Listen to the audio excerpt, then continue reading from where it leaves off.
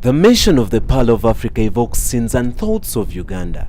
In the same measure, it is extremely hard to have a chat about South Africa without highlighting the legacy of Nelson Mandela. I stand here before you not as a prophet, but as a humble servant. Through the eyes of Professor retired Major General Lekoa Sollo Mollo, the High Commission of South Africa to Uganda, we revisit the themes of the anti-apartheid icon and as well trace Uganda's relationship with South Africa. The feeling I have emerging from those people that have been so resilient against all odds when they were faced with the most oppressive regime of all time, apartheid, but to come out of it and reconcile and ask themselves the question, what is more important? Is it about vengeance or is it a bigger thing, bigger than all of us? Professor Mollo talks of Mandela's legacy as not only a source of pride but as well a call of responsibility if at all they have to uphold the values and principles which define the man. And that pride is also linked to the fact that, you know, that struggle of South Africa is incomplete if you don't mention Uganda. Because Uganda, it was one of those countries during the most trying times that actually opened its doors for the freedom fighters of the African National Congress, which was led by Mandela. He was still in prison, but at that time it was led by Oliver Reginald Tambo. What lessons should the world draw from the life of this great African son? And emulate those leadership traits from him as a servant leader. So I don't want to be judgmental. All of us, human as we are, he also says, Nelson Mandela, that I'm just a human being. I'm not flawless. Now, if he says that, who are we to judge others? He's a giant who lived his time, produced by history. And he always says, not that I was never afraid, but the question was, how do you conquer that fear? Highlighting Mackay University as an academic giant on the continent, the High Commissioner says specialization of Uganda's higher institutions of learning will greatly strengthen its academic prowess on the African continent. Let's start with Makerere. Yeah, thank you. It's a renowned institution of pride. It has produced great leaders of our continent. It has housed many of intellectual giants who contributed immensely to the production of knowledge. Even up to today, there are areas which Makerere excels better than all universities in South Africa.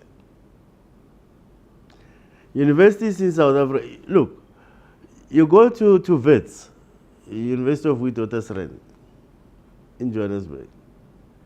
I don't think you'll beat that university in terms of mining engineering, because it focuses. We're a country of mining.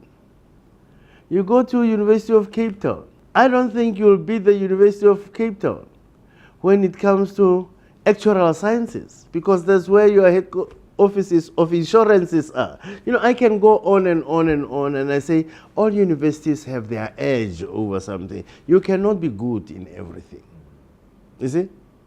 I guess this country, if you look at it, in terms of statistics, Makerere has been renowned in terms of statistics.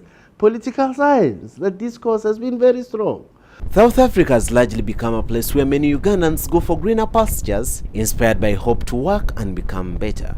Ambassador Lekoa Mollo reveals the secret on why South Africa open-heartedly receives many Ugandans. Ours was not a memorandum of understanding, but it was forged in trenches of battle through sweat and blood, that relationship. Then you will understand the fundamentals of where there is this friendship. Obviously then, it has created an environment of relationships that translate into the economic relations. Even during the most trying times of both countries, in terms of human capital, there were exchanges. But if you have something you normally don't talk about, you take it for granted.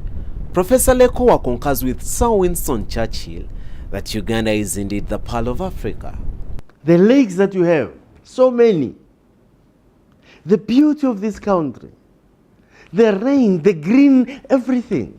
The type of organic food that is natural. But if you have something, you normally don't know that.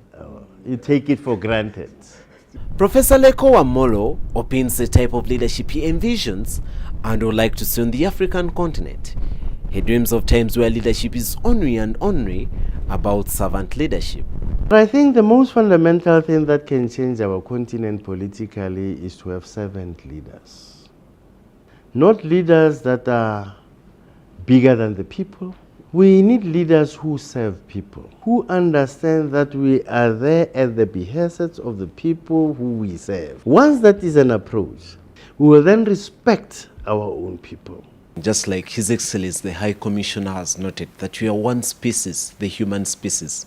It is me and you to work to ensure that we leave this planet for the future generations to come, but as well leaving it in the best place. It is really an adventure for us to know about South Africa as well as Uganda. The relationship we have that is so strong, sourcing from many years ago. The struggles we've had with South Africa, we have joined them as brothers and sisters. And that is the message. It's about unity and peace, as well as living in harmony with fellow Africans, with fellow human beings, but above all, reminding ourselves that we are one human species, we are one people, the human species. For Record TV, I'm Stephen Mayombwe.